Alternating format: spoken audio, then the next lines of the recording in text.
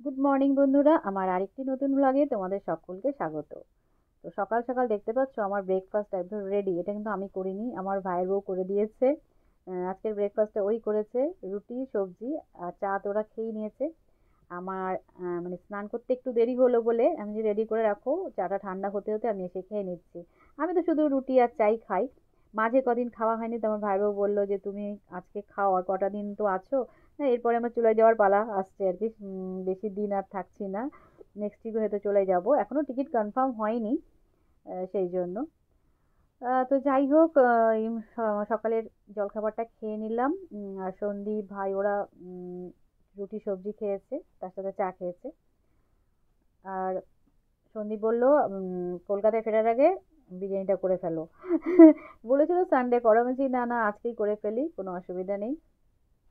এখানে তো আর রোজই ছুটি, কোনো সেরকম তো কোনো ব্যাপার নেই, অফিস যাওয়ারও তাড়া নেই। আমারও তাড়াহুড়োর কোনো ব্যাপার নেই, সেই জন্য আস্তে ধীরে আমার রান্না করতে বেশ ভালোই লাগে। আর যেহেতু এখানে ঠান্ডা ওয়েদার, সেখানে রান্নাটা তো ভীষণই ভালো লাগে করতে। আর এরকম একটা রান্নাঘরে খোলা জায়গায়, সেই আর কি, যেটা কলকাতায় ভাবতেই পারি না। ওই ফিরে যাব, ওটাই যেন আমার ভাবলেই বিরক্ত লাগছে, জানো তো।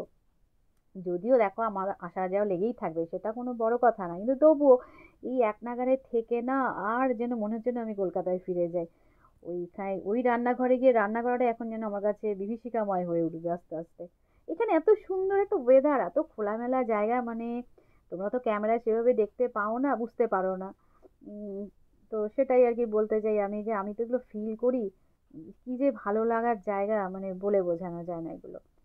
তো সন্দীপও বেশ অনেক দিনই থাকলো, এই পুজোর সময় এসে কিছুদিন থেকেছে, মাঝে কলকাতায় গিয়ে দেখো দিন 15 থেকে কাটিয়ে এলো, আবার এখানে এসে অনেক দিন থাকলো এখন।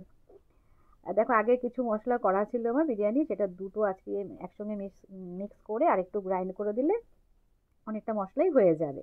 আজকে তো হয়েই যাবে, প্লাস আর একটু থাকলে থাকবে, ওরা খেয়ে নিতে পারবে বিরিয়ানি করে আর একটু। এই দেখো বেশ অনেকটাই মশলা হয়ে গেল।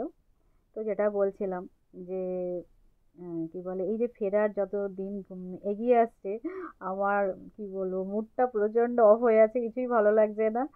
কিন্তু তবুও ফিরতে তো হবেই নিজের বাড়িতে, ওখানেও বাড়ি ঘরে অনেক কাজ রয়েছে। বিশেষ করে আমার গাছগুলো আছে, ওগুলোরও যত্নের প্রয়োজন না, সেই আর কি। আর এদিকে কি বলে, একটু টক দই বার করে নিলাম, এটা আগের দিন আনা ছিল, ফ্রিজে রাখা ছিল। ফ্রিজটা এখন বন্ধ করেছিলাম, মানে কি বলতো, ঠান্ডা তো প্রচণ্ড ঠান্ডা পড়ে গেছে এখানে। রাত্রেবেলা দুটো করে কম্বল গায়ে দিয়ে শুতে হয়। হ্যাঁ, বেশ ঠান্ডা। তো ওই আর কি। আর এখানে দেখলে তো দইটা কি সুন্দর, আমি দেখলাম বেশ একটা প্লাস্টিকের গ্লাসে করে বিক্রি হয়, বেশ ভালো টাটকা দইটা। আর উম, আজকে বিরিয়ানিটা করলে আর অন্য কিছু করতে হবে না, এটা একটা সুবিধে। আহ, বিরিয়ানি আর স্যালাড ব্যাস। উম, আর একদিন করা থাকলে বিরিয়ানি, তো নেক্সট দিনও আমাদের সবার হয়ে যায়। আর কিছুটা আমি আমার ভাইয়ের বউয়ের বাড়িতে দেবো, সেই জন্য একটু 2 কিলো চালেরই বেশি করে করলাম। নাহলে তো 3 জন 4 জনের জন্য 2 কিলো চালের কোনো করার কোনো মানেই হয় না। হুম। আর আজকে ভাবলাম তোমার সাথে বিয়েতে শেয়ার করি। এখন তো আর রেসিপি হিসেবে শেয়ার করি না, সেরকমভাবে তো কিছু করি না স্পেশাল কিছু, সেই জন্য আর কি। স্পেশাল কিছু করলে তখন রেসিপি শেয়ার করতে ভালো লাগে আর কি। তো বিরিয়ানিটা আমি যেভাবে করি সেটাই তোমাদের সাথে শেয়ার করছি, দেখো জাস্ট। আর কি বলবো, মানে এই ওয়েদার, এরকম একটা পরিবেশ ছেড়ে যাওয়ার, কি বলবো, এতটুকু আমার ইচ্ছে নেই। কিন্তু ওই আর কি, যাতায়াত করতেই হবে। এক নাগাড়ে আমি কলকাতায় থাকতেও পারবো না। মানে 1-2 মাস হয়ে গেলেই তখন আমার মন ছুটে যায় এদিকে আসার জন্য। এই সবুজের মধ্যে না এলে না আমি আর ভালো থাকতেই পারবো না, জানো তো। আমি আমি আসলে তাই বলা বলি করছিলাম যে আমাদের কি বলবো, নেক্সট দিয়া তো আর এখন নেই। যত সময় এগিয়ে আসছে, দেখো বয়সটা তো আস্তে আস্তে বাড়ছে। তো সামনের দিনগুলো মনে হচ্ছে আমাদের এখানেই বেশি করে কাটাতে হবে, শরীরটাকে সুস্থ রাখার জন্য বিশেষ করে। আর এখানে এলে না, মানে জলটা, সত্যি জলটা যে এত ভালো, মানে কি বলবো, সহজে তোমার খাবার হজম হয়ে যায়, যেটা কি বলবো, প্রত্যেকটা মানুষের জন্যই দরকার। এখানকার জল হাওয়াটাই খুব ভালো, আর কিছু না। মানে এত ভালো থাকা যায় শারীরিকভাবে আর মানসিকভাবে। আর বিকেল বেলায় রোজ আমি মাঠের মধ্যে তোমার ইভিনিং ওয়াকটা করি। সকালে এখন ঠান্ডা পড়ে গেছে, তো এখন আর সকালের দিকটা যাই না। মাঠটা পুরো তোমার শিশিরে ভেজা থাকে, আর চট করে ঠান্ডাটা লেগে যেতে পারে। ওয়েদারটা চেঞ্জ হয়ে গেছে তো এখন একদম, সেই জন্য। আর কি বলবো, এত ভালো লাগে না খোলা মাঠে হাঁটতে, আর চারিদিকে সবুজ তো, সেই জন্য। তো আমি লাকি সত্যি, আমি নিজে নিজেই ভাবি আমি সত্যি লাকি, না হলে এরকম একটা জায়গায় উম, আসতে পারতাম না। আর কি হয় যে আমরা যদি বেড়াতেও যাই, দেখো হোটেলে কদিন থাকতে পারি, ম্যাক্সিমাম 7 দিন 10 দিন, এরকম আমাদের একটা প্যাকেজ থাকে তাই না, এসব জায়গায় বেড়াতে এলে। তো এখানে তো আমার আনলিমিটেড প্যাকেজ, যখন খুশি আসো, যখন খুশি যাও, যতদিন খুশি থাকো। এটাই একটা মজার ব্যাপার। আর এখন তো আমার সেরকম পিছুটান কোনো নেই, যেহেতু দিয়া নেই এখন আর। দেখো দিয়া থাকলে আমার একটা পিছুটান থাকতোই কলকাতা ফেরার, যেহেতু দিয়া নেই সেই বাড়িতে একাই আমাকে থাকতে হবে, সন্দীপও অফিসে বিজি থাকে। সেই জন্য না সত্যি কথা এখন আর ভালো লাগে না ওই কলকাতায় থাকতে। আর ওই শহুরে লাইফস্টাইলটাও না এখন যেন আমার আর ভালো লাগে না। এই একটা বয়সে এসে না এখন মনে হচ্ছে যেন আমি এখানেই খুব ভালো থাকতে পারি, যেহেতু আমার ভালো লাগার জায়গা হয়ে গেছে এটা একটা। আর সেটা দেখো যারাই আসবে এই ডুয়ার্সে, তাদেরই মানে, আমি বলবো না যে 1%ও কেউ বলবে যে আমার ভালো লাগেনি। হুম।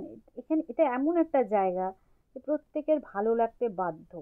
যে পাহাড়, নদী, টি গার্ডেন, ফরেস্ট, যেখানে একটা জায়গার মধ্যে আমরা সব কিছু পেয়ে যাচ্ছি। আর সেই কারণে না আমার আর অন্য কোথাও বেড়াতে যেতেও আর ইচ্ছা করে না, বিভিন্ন স্টেটে যাওয়া ঘোরা। এখন সত্যি মানে আমার একটা সময় প্রচুর ঘুরেছি, এখন আর সেই জন্য আর এই জায়গাটা ছেড়ে আমার আর কোথাও ভালো লাগে না, মানে ঘুরে ফিরে আমি যেন এখানেই আসি।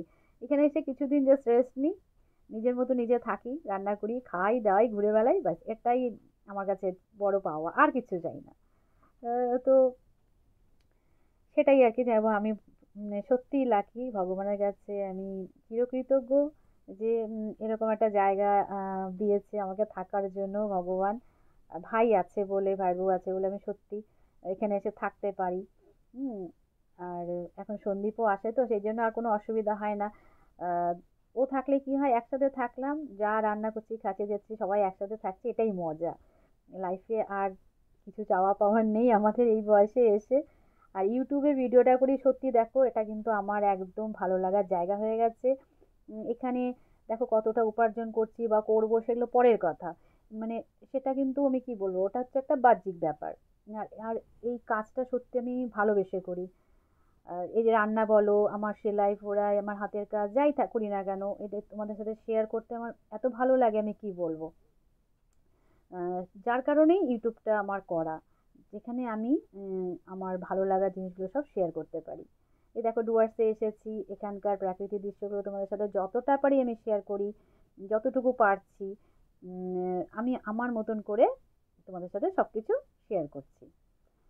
তো এটা আমার ভালো লাগার জায়গা হয়ে গেছে, সেই কারণে আহ, এখানে আসলে পরে আমি যার জন্য প্রাকৃতিক দৃশ্যগুলো তোমাদের বেশি করে দেখানোর চেষ্টা করি। আর কলকাতায় গেলে রেসিপি হোক, রেসিপি দেখো মানে সেইভাবে এখন রান্না বান্না আমার হবেও না, কারণ দিয়া নেই তো, যে খুব বেশি আমি স্পেশাল কিছু রান্না করব তা কিন্তু একদমই নয়, খুবই নর্মাল রান্না বান্না করেই আমরা দুজনে খাবো এখন, এই আর কি। আর বিশেষ করে আমার হাতের কাজ যেগুলো আমি করব, সেগুলোই তোমাদের সাথে শেয়ার করবো আর কি।